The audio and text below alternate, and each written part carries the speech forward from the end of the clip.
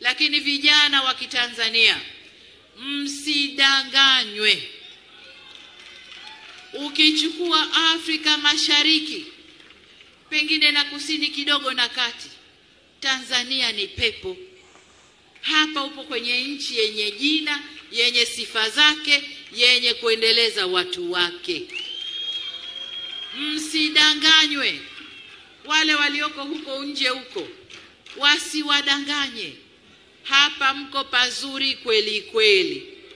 Kweli kweli.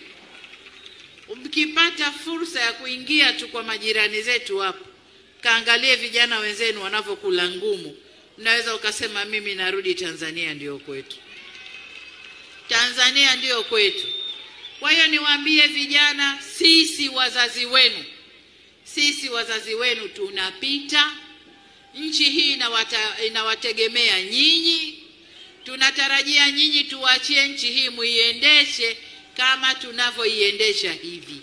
Kwa hiyo vijana wa Tanzania, msidanganywe. Msidanganywe hata kidogo.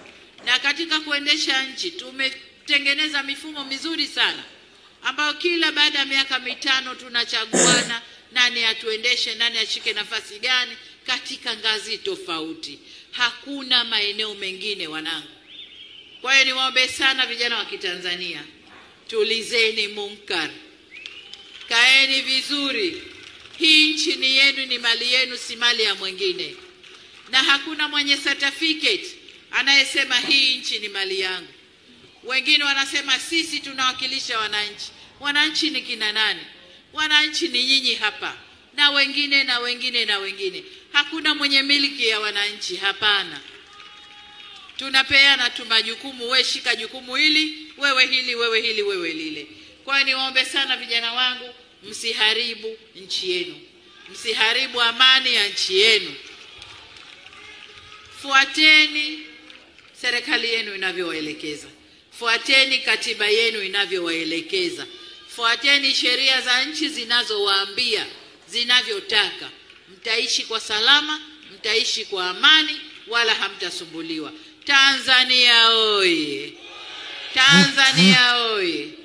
Nimalizie vijana wangu. Nimalizie tarehe 29 kesho kutwa. Wote walioandikishwa kwenye daftari, tokeni mkapige kura.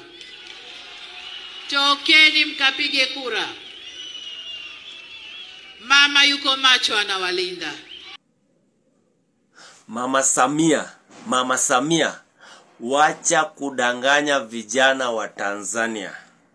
Umeteka vijana wa nyara, umewaua, umeshika viongozi.